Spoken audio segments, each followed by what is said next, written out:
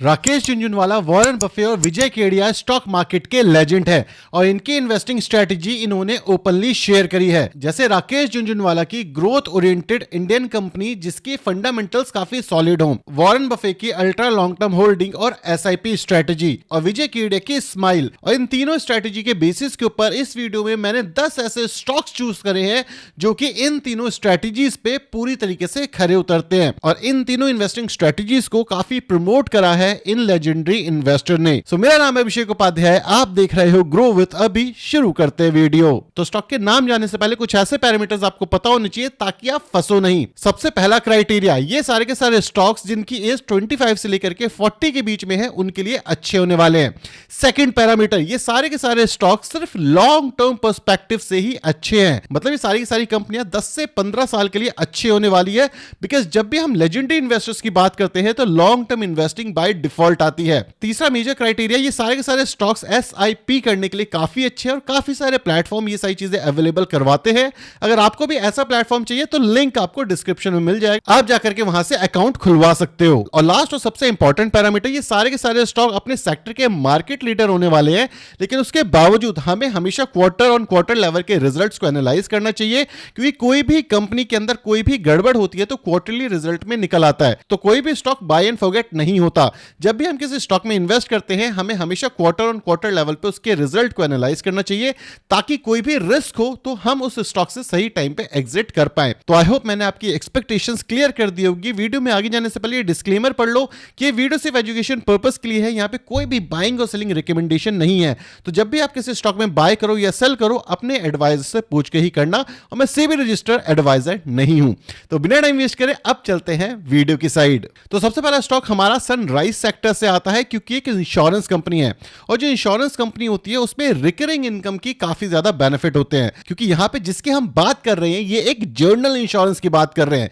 Journal insurance का मतलब होता है व्हीकल का इंश्योरेंस, ट्रैवल इंश्योरेंस या फिर थर्ड पार्टी इंश्योरेंस। क्योंकि आज की डेट के अंदर अगर आप देखोगे तो इंश्योरेंस मैंडेटरी हो चुका है कार्स के अंदर, और कार्स काफी तेजी से बढ़ती जा रही है। इसी के साथ साथ ट्रैवल इंश्योरेंस भी काफी ज्यादा कॉमन हो चुका है। और यूएस की बात करें तो यूएस के अंदर इंश्योरेंस काफी ज्यादा इंपॉर्टेंट है और वही चीज इंडिया में भी दिख रही है। अगर एग्जांपल दूं, अगर गाड़ी का एक्सीडेंट हो जाए तो मोटा खर्चा आता है, और यहीं पे जो गवर्नमेंट है वो भी कह रही है कि इंश्योरेंस मैंडेटरी है। तो इसी वजह से जर्नल इंश्योरेंस एक सनराइज सेक्टर है जो कि आने वाले टाइम पे ग्रो करता हुआ दिख सकता है, जैसे यूएस के अंदर काफी तेजी से ग्रो कर चुका है। और जो यूएस में होता है वो इंडिया में बाय डिफॉल्ट हो जाता है। तो सबसे पहले जो हमारी कंपनी आ रही है वो है गो डिजिटल जर्नल इंश्योरेंस। ये कंपनी इनकॉर्पोरेट हुई थी 2016 के अंदर गो डिजिटल के नाम से। ये इंश्योरेंस प्रोवाइड करती है, जैसे कि कार हो गया, आपकी बाइक हो गई, हेल्थ इंश्योरेंस हो गया और अदर तरीके के इंश्योरेंस भी इसमें कवर होते हैं। ये स्टॉक तो जर्नल इंश्योरेंस का, लेकिन ये हेल्थ भी कवर करते हैं, तो ये एक प्लस पॉइंट है क्योंकि बिजनेस सेगमेंट काफी बड़ा है। अगर हम मार्केट कैप की बात करें 32,000 करोड़ का मार्केट कैप है, मतलब एक मिड कैप कैटेगरी की एक कंपनी है। स्टॉक का पीई 63 का है। ऐसा क्यों होता है इंश्योरेंस का ये मैं बताऊंगा। आरओई 10 का है, आरओई 11 है। डेट टू इक्विटी अगर आप देखोगे तो 0.08 के आसपास है।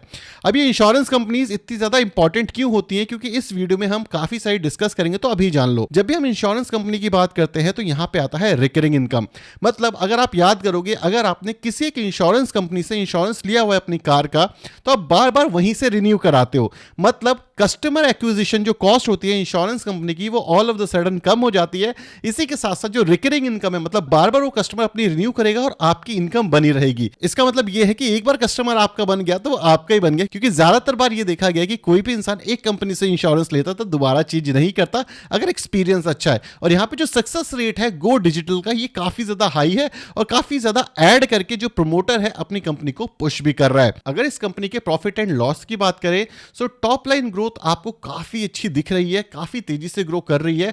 वहीं पे जो बॉटम लाइन है वहां पे भी कंसिस्टेंसी आपको देखने को मिल रही है। शेयर होल्डिंग पैटर्न में भी जो प्रमोटर है उसने हेल्दी होल्डिंग होल्ड करी है। एफआई भी काफी इंटरेस्टेड दिख रहे हैं, डीआई भी काफी इंटरेस्टेड है, और एज ऑफ नाउ पब्लिक का कुछ खास इंटरेस्ट नहीं है। तो आपको पता है ये कॉम्बिनेशन काफी ज्यादा डेडली कॉम्बिनेशन हो सकता है। और अगर हम इंश्योरेंस सेक्टर की बात करें तो ये अपने आप में ही सनराइज सेक्टर है, और अब जो इंश्योरेंस है काफी ज्यादा कॉमन हो चुका है। क्योंकि पहले जो इंडियंस थे वो इंश्योरेंस को इतना ज्यादा सीरियस नहीं लेते थे, लेकिन जैसे जैसे कॉस्ट बढ़ रही है, चाहे वो हेल्थ सेक्टर हो चाहे वो मोटर सेक्टर हो, इंश्योरेंस काफी ज्यादा इंपॉर्टेंट बन चुका है, क्योंकि जो नॉर्मल कॉस्ट आती है वो काफी ज्यादा महंगी हो गई है। और इंश्योरेंस एक ऐसा बिजनेस है जो कि ज्यादातर केसेस में प्रॉफिटेबल रहा है। अगर आपको याद होगा कि बर्कशायर हैथवे जिसके ओनर वॉरेन बफे हैं वो भी एक इंश्योरेंस कंपनी है। और इसी सेक्टर में हमारा दूसरा स्टॉक आता है जिसका नाम है आईसीआईसीआई लोम्बार्ड जनरल इंश्योरेंस। ये उसकी लार्ज कैप कंपनी है, ये मार्केट लीडर है। अगर हम इस कंपनी की बात करें 97,000 करोड़ का मार्केट कैप है, स्टॉक का पीई 34.6 का है, आरओसी 24.9 और आरओई 18 के आसपास का है। अब जो आईसीआईसीआई है ये इसलिए इतना ज्यादा अच्छा है क्योंकि इनके पास डेटा बहुत ज्यादा है। अगर आप देखोगे तो बैंक्स जो होते हैं वो लोन देते हैं गाड़ी का, ठीक है, तो जो गाड़ी का डेटा कि भाई इस इंसान ने गाड़ी ली है वो डेटा भी इनके पास है, तो ये डेटा शेयर कर सकते हैं आईसीआईसीआई लोम्बार्ड के साथ ताकि कोल्ड कॉलिंग करके उसे अपना कस्टमर बनाया जा सके। अगर हम प्रॉफिट एंड लॉस की बात करें तो टॉप लाइन में कंसिस्टेंट ग्रोथ है, बॉटम लाइन में भी आपको कंसिस्टेंट ग्रोथ देखने को मिलती है और शेयर होल्डिंग पैटर्न काफी ज्यादा हेल्दी हमें दिखता है क्योंकि यहां पर भी पब्लिक काफी ज्यादा कम है और ऑब्वियसली पब्लिक को काफी सारी चीजें बाद में पता चलती है क्योंकि सनराइज सेक्टर जब तक राइज नहीं हो जाता है जब तक पब्लिक कहां ही आती है। अब जब हमने अपनी गाड़ियों का इंश्योरेंस ले ही लिया है तो अपना इंश्योरेंस क्यों नहीं लेंगे, क्योंकि जो खर्चा है मेडिकल का वो काफी ज्यादा बढ़ गया है। अगर एक मिडिल क्लास इंसान है उसे गलती से कोई बीमारी लग जाए तो भाई 50-60 हजार, लाख 2 लाख रुपए तो कहां जाते हैं पता ही नहीं चलता। इसलिए जो इंश्योरेंस है आज की डेट में मैंडेटरी है। इंडिया के अंदर अगर आप दिल्ली एनसीआर में रहते हो तो पॉल्यूशन इतना ज्यादा है कि बच्चों को बीमारियां काफी लग रही है और जो बूढ़े लोग हैं वो भी काफी ज्यादा सफर कर रहे हैं और इसी के साथ साथ जो जवान लोग हैं उनमें भी काफी सारे प्रॉब्लम्स देखने को मिल रहे हैं। इसका मतलब हेल्थ इंश्योरेंस काफी ज्यादा इंपॉर्टेंट होने वाला है आने वाले टाइम पे। और यहां पे जो मार्केट लीडर है इसका नाम है एचडीएफसी लाइफ इंश्योरेंस। यहां पर अगर आप मार्केट कैप की बात करोगे 1,62,000 करोड़ का है, स्टॉक का पीई 85 का है, आरओसी 6.58 और आरओई 10 के आसपास का है। और यहीं पे अगर हम ईयर ऑन ईयर लेवल की बात करें सो ईयर ऑन ईयर लेवल पे कंसिस्टेंट ग्रोथ दिख रही है, वहीं पे टॉप लाइन और बॉटम लाइन दोनों तरीके से ग्रो होता हुआ दिख रहा है। शेयर होल्डिंग पैटर्न भी यहां पे काफी ज्यादा आपको हेल्दी देखने को मिलता है। और जैसे मैंने बताया जो चीज जनरल इंश्योरेंस के केस में काम करती है वही चीज मेडिकल इंश्योरेंस और टर्म इंश्योरेंस के केस में भी काम करते हुए दिखती है आपको। और अगर हमने एचडीएफसी की बात कर ली तो सेकंड लीडर की भी बात कर लेते हैं जिसका नाम से ICICI prudential life insurance company. जो इससे पहले आईसीआईसीआई लोम्बार्ड था वो एक जनरल इंश्योरेंस कंपनी थी जैसे गाड़ियों की हो गई, ये स्पेसिफिकली टर्म इंश्योरेंस और मेडिकल इंश्योरेंस के काम आती है ये वाली कंपनी, तो इसलिए इस पे भी आपकी नजर होनी चाहिए, ये भी आपकी वॉच लिस्ट में होना चाहिए। अगर हम इस कंपनी के मार्केट कैप की बात करें 91,000 करोड़ के आसपास की मार्केट कैप है, स्टॉक का पी 17, आरओसीई 11 और आरओई 10 के आसपास है। डेट टू इक्विटी में भी डेट फ्री ये कंपनी है और आईसीआईसीआई अपने आप में काफी बड़ा ब्रांड है। अगर हम प्रॉफिट एंड लॉस की बात करें तो टॉप लाइन में यहां पे कंसिस्टेंट ग्रोथ आपको देखने को मिल रही है, बॉटम लाइन में भी यहां पे कंसिस्टेंट ग्रोथ देखने को मिल रही है और शेयर होल्डिंग पैटर्न भी इनका काफी ज्यादा हेल्दी है। अगर मैं बात करूं इन दोनों स्टॉक्स की जैसे कि एचडीएफसी हो गया, आईसीआईसीआई हो गया, इवन अगर मैं पुरानी कंपनीज की भी बात करूं तो जो जीएसटी का कट आया है इसके अंदर भी इन कंपनीज को काफी बेनिफिट मिलने वाला है क्योंकि इंश्योरेंस की cost all of the sudden 10 to 15% के आसपास कम हो चुकी है। मतलब जो एडॉप्शन रेट है वो काफी ज्यादा बढ़ सकता है और इंश्योरेंस के ऊपर सरकार भी काफी ज्यादा पुश कर रही है कि इंश्योरेंस आपको लेना चाहिए और इसी के साथ साथ जो भी इंसान थोड़ा सा ठीक ठाक पैसा कमाता है उसको इंश्योरेंस लेना ही चाहिए और एक बार कोई इंश्योरेंस ले लेता है तो 20-25 साल के लिए तो परमानेंट कस्टमर यहां पे बन ही जाता है। मतलब काफी स्टिकी प्रोडक्ट है। अब बात करते हैं कैसे सेक्टर की जहां पे हमारे मोटा भाई ने नई नई एंट्री ली है और यहां पे जब आए थे तो बड़ी बड़ी कंपनियों को बंद करवा दिया था क्योंकि इस हिसाब से प्लान निकाल दिए थे इन्होंने कि भाई काफी बड़ी बड़ी दिग्गज कंपनी को प्रॉब्लम हो रही थी और आइडिया और एएसएल का नाम तो आपने सुना ही होगा और आई होप आपको पता चल गया होगा मैं टेलीकॉम कंपनी की बात कर रहा हूं। लेकिन टेलीकॉम के साथ साथ यहां पे फाइनेंशियल भी ऐड है और यहां पे सिर्फ एक स्टॉक लिस्टेड है जिसका नाम है जियो फाइनेंशियल सर्विसेज। अब जो जियो फाइनेंशियल सर्विसेज है इसके अंदर सब ब्रांड हैं जैसे कि म्यूचुअल फंड हो गए, जैसे एएमसी हो गई, तो जियो फाइनेंशियल उसको भी हैंडल करता है, टेलीकॉम को भी हैंडल करता है। मतलब इसके अंदर काफी अलग अलग सब ब्रांड दिखते हैं। अब धीरे धीरे करके जो सब ब्रांड है वो भी लिस्ट होंगे स्टॉक मार्केट पे, बट लेकिन एज ऑफ नाउ अगर हमें जियो के पूरे बिजनेस में इन्वेस्ट करना है तो जियो फाइनेंशियल एक ऐसी कंपनी है जो आपकी वॉच लिस्ट में जरूर होनी चाहिए। अगर हम जियो फाइनेंशियल सर्विसेज की बात करें तो 1,86,000 करोड़ के मार्केट कैप की कंपनी है, स्टॉक का पीई 116 का है। क्यों है अभी बताता हूं। आरओसीई 1.47 का है, आरओई 1.23 के आसपास है। अगर हम ईयर ऑन ईयर लेवल की ग्रोथ देखें तो ईयर ऑन ईयर लेवल पे कोई खास ग्रोथ नहीं है, एक डिसेंट ग्रोथ है। बॉटम लाइन में एक अच्छी ग्रोथ हमें दिख रही है, शेयर होल्डिंग पैटर्न भी एक डिसेंट है। अब जो जियो फाइनेंशियल सर्विस है इसके पीछे का गेम क्या है, वैल्यूएशन इतनी हाई क्यों है। एज ऑफ नाउ रिसेंटली इनका एएमसी वाला वाला बिजनेस पिक होना शुरू हो चुका है और जो जियो का टेलीकॉम वाला बिजनेस है उसका पार्ट भी अब धीरे धीरे करके जियो फाइनेंशियल सर्विसेज के अंदर आ सकता है। तो इससे जो इसका पीई है ये ऑल ऑफ द सडन गिरेगा और एक डिसेंट वैल्यूएशन के आसपास आ जाएगा। ये एक नेक्स्ट जनरेशन बिजनेस है जहां पे टेलीकॉम भी इसका एक सब ब्रांड बनता हुआ दिख सकता है, ऐसा न्यूज में चल रहा है, बस एज ऑफ नाउ कोई कंफर्मेशन हमें नहीं मिली है। तो अगर हम बात करें 10 से 15 साल की तो जियो फाइनेंशियल एक डिसेंट बेट हमारे लिए हो सकती है, इसलिए हमें अपने वॉच लिस्ट में जरूर रखना चाहिए। और जब फाइनेंशियल सर्विसेज की बात हो चुकी है तो इस सेक्टर के किंग मतलब अनबीटेबल किंग की बात कैसे नहीं करेंगे, क्योंकि इसने अपने नंबर 1 पोजीशन को होल्ड किया है और इस स्टॉक का नाम है बजाज फाइनेंस। अब जो बजाज फाइनेंस है ये 6,21,000 करोड़ की कंपनी है, मतलब एकदम लार्ज कैप कैटेगरी की कंपनी है। स्टॉक का पीई 34 के आसपास का है, आरओसीई 11 और आरओई 19.2। लेकिन यहां पे एक चीज देखने वाली बात है कि प्राइस टू बुक 6 का है और रिटर्न ऑन एसेट्स अप्रोक्सीमेटली 4 का है। तो अगर मैं वैल्यूएशन पर्सपेक्टिव से बात करूं तो अभी फॉर श्योर ये काफी एक्सपेंसिव प्राइस के ऊपर ट्रेड कर रहा है।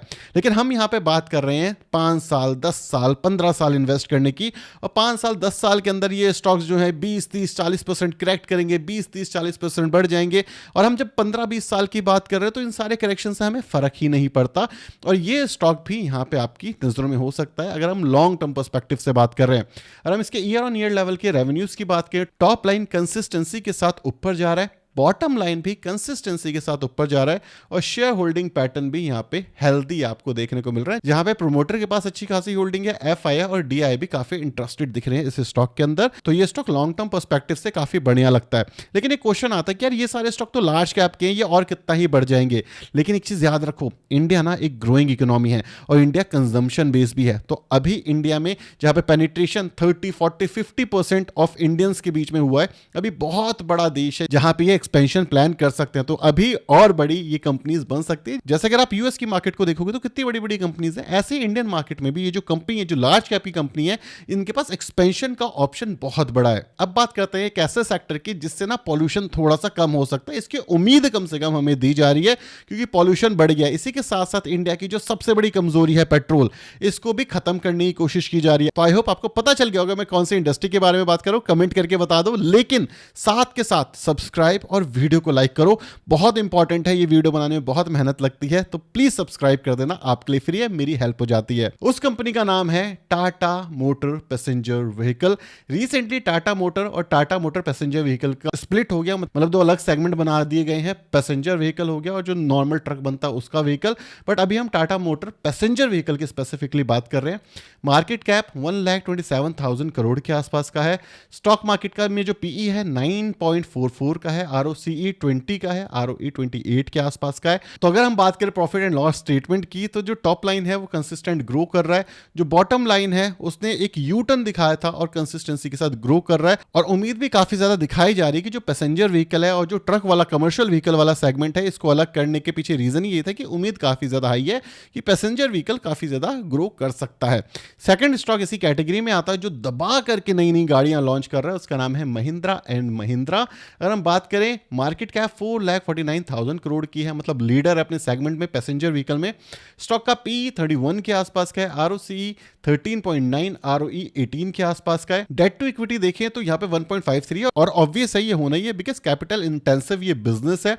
अगर हम इसके ईयर ऑन ईयर लेवल की बात करें तो टॉप लाइन में कंसिस्टेंसी के साथ ग्रोथ दिख रही है, बॉटम लाइन में कंसिस्टेंसी के साथ ग्रोथ दिख रही है, शेयर होल्डिंग पैटर्न भी कंसिस्टेंट एंड हेल्दी दिख रहा है। लेकिन यहाँ पे एक मेजर रिस्क भी आ जाता है, जैसे रिसेंटली मैक्सिको ने बोला कि 50% टैरिफ लगाऊंगा। सो यहाँ पे जो टाटा मोटर हो गई, महिंद्रा एंड महिंद्रा, मारुति, ये ना काफी एक्सपोर्ट करती है गाड़ियां मैक्सिको में। अगर टैरिफ लग जाता है तो इनकी सेल्स ग्रोथ में एक थोड़ा सा डिप आ सकता है, तो इसके लिए हमें प्रिपेयर रहना चाहिए। लेकिन अगेन हमें इन्वेस्ट ही 15 साल के लिए करना है, तो कोई दिक्कत वाली बात ही नहीं है, ये चीजें वापस से मैनेज हो जाएंगी। अब बात करते हैं एक ऐसे सेक्टर की जिसके बिना इंडिया ग्रो नहीं कर सकता, और ये चीज सच्चाई है। क्यों? अगर हम बैंकिंग सेक्टर की बात करें तो कोई भी नेशन अगर बड़ा बनना है तो उसका बैंकिंग सेक्टर सबसे पहले बड़ा बनेगा, और यहाँ पे एक्सपेंशन का बहुत बड़ा स्कोप है।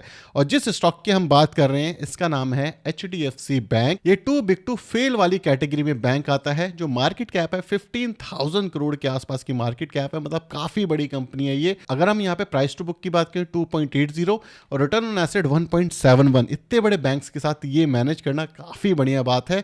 रिसेंटली इनके जो एनपीए हैं ये थोड़े से बड़े थे, लेकिन वापस ये मैनेजेबल क्राइटेरिया में आ गए। अगर हम ईयर ऑन ईयर लेवल की बात करें तो टॉप लाइन एक डिसेंट लेवल पे ग्रो कर रहा है, बॉटम लाइन एक डिसेंट लेवल पे ग्रो कर रहा है। ये कोई ऐसा स्टॉक नहीं होने वाला जो एकदम से ग्रो कर जाएगा, नहीं, ये कंसिस्टेंट परफॉर्मर वाला स्टॉक है, क्योंकि एक बड़ा बैंक है तो टू बिग टू फेल वाली कैटेगरी में, मतलब इसके साथ जाकर के लॉस होने के चांसेस काफी कम हो जाते हैं, क्योंकि ये बैंक अगर बंद हो गया तो इंडिया पे एक बड़ा संकट आ सकता है, राइट। एक टू बिग टू फेल वाली कंपनीज होती है ना, ये उस कैटेगरी में आ रहा है। और अगर हम इसके शेयर होल्डिंग पैटर्न की बात करें तो शेयर होल्डिंग पैटर्न भी आपको हेल्दी दिख रहा है, जहां पे एफआईआई ने होल्ड करा है, डीआई ने होल्ड करा है, गवर्नमेंट ने होल्ड करा है, पब्लिक ने होल्ड करा है। यहां पे देखो प्रमोटर ना जीरो हो गया है। तो मेरा एक क्वेश्चन है आपसे कि ये प्रमोटर जीरो क्यों दिखा रहा है? अगर प्रमोटर की होल्डिंग जीरो हो जाए तो क्या एक नेगेटिव बात है? और अगर प्रमोटर की होल्डिंग जीरो हो गई तो एक्चुअली इस बैंक को चला कौन रहा है? ये मुझे कमेंट में जरूर बताना, मैं जानना चाहूंगा कि आपको कितना पता है। और जो भी सही आंसर होगा उसको मैं लाइक कर दूंगा, और अगर कोई आंसर नहीं दे पाता स्टार्टिंग के 2-3 घंटे में तो मैं अपनी साइड से इसका आंसर बता दूंगा। अब जब हमने लीडर की बात कर ली तो अगले स्टॉक की बात करते हैं, जिसका नाम है आईडीएफसी फर्स्ट बैंक। इसके बारे में काफी चर्चा हुई कि ये नेक्स्ट एचडीएफसी बन सकता है। ये तो देखने वाली बात है, बनता ही नहीं बनता। लेकिन अगर हम इस स्टॉक की बात करें तो जो प्रमोटर है वो काफी एग्रेसिवली एक्सपेंड कर रहा है अपने बिजनेस को। मार्केट कैप इस कंपनी का 72,000 करोड़ के आसपास है, स्टॉक का पी 52 का है। इंपॉर्टेंट फैक्टर है प्राइस टू बुक जो कि 1.33 का है, और रिटर्न ऑन एसेट 0.46 जो कि काफी कम है। रिटर्न ऑन एसेट अगर हमारा 1 के ऊपर हो तो अच्छा है, यहां पे कम है। ये एक रिस्क फैक्टर है जो आपको पता होना चाहिए अगर हम यहां पे इन्वेस्ट कर रहे हैं या अपने वॉच लिस्ट में रख रहे हैं। तो रिटर्न ऑन एसेट जितना अच्छा होगा उतनी ही अच्छी ग्रोथ की अपॉर्चुनिटी बन जाती है स्टॉक के अंदर। अगर हम ईयर ऑन ईयर लेवल की बात करें तो टॉप लाइन के यहाँ पे ग्रोथ काफी अच्छी दिख रही है, बॉटम लाइन की ग्रोथ हमें काफी अच्छी दिख रही है। अब बात करता हूं अपने लास्ट स्टॉक की, लेकिन ये मेरा पर्सनल फेवरेट है, और जब मैंने घर बनाना शुरू किया ना तो मुझे समझ आया अच्छा ये कंपनी ये करती है और इसकी इंपॉर्टेंस इतनी ज्यादा, और मैंने इतना इग्नोर कर इस सेगमेंट को। और ये सेगमेंट है हमारा सीमेंट वाला। मार्केट कैप इसका 3,40,000 करोड़ के आसपास है, स्टॉक का पी 46 और आरओसी 10 और आरओई यहाँ पे 9 का दिख रहा है। डेट टू इक्विटी 0.35 जो कि अच्छा है। अगर हम बात करें कंपनी के प्रॉफिट एंड लॉस की, टॉप लाइन कंसिस्टेंसी के साथ ग्रो हो रही है, बॉटम लाइन कंसिस्टेंसी के साथ ग्रो हो रही है, शेयर होल्डिंग पैटर्न भी हमें हेल्दी। और सीमेंट एक ऐसा सेगमेंट है कि अगर ये बिकना बंद हो गया तो दिक्कत हो जाएगी। इंफ्रास्ट्रक्चर बनेगा कैसे? इंफ्रास्ट्रक्चर नहीं बनेगा तो देश कैसे ग्रो करेगा? अगर देश ग्रो नहीं करेगा तो बैंक्स कैसे ग्रो करेंगे? तो ये सारे सेगमेंट ना एक दूसरे के साथ जुड़े हुए हैं, और ये टू बिग टू फेल वाली कंपनी, क्योंकि एक लार्ज कैप कंपनीज है तो यहाँ पे जो रिस्क है ना वो ऑटोमेटिकली कम हो जाता है। तो आई होप आपको ये वीडियो पसंद आई होगी। पसंद आ गई ना तो प्लीज सब्सक्राइब और वीडियो को लाइक कर देना, मेरे लिए इंपॉर्टेंट है। और अगर आपको हाई डिविडेंड वाले स्टॉक चाहिए, रुका नहीं जा रहा, सो ये वीडियो देखना काफी ज्यादा इंटरेस्टिंग है और यहां पे आपको वो स्टॉक्स मिल जाएंगे। Thank you so much for watching this video. Signing off.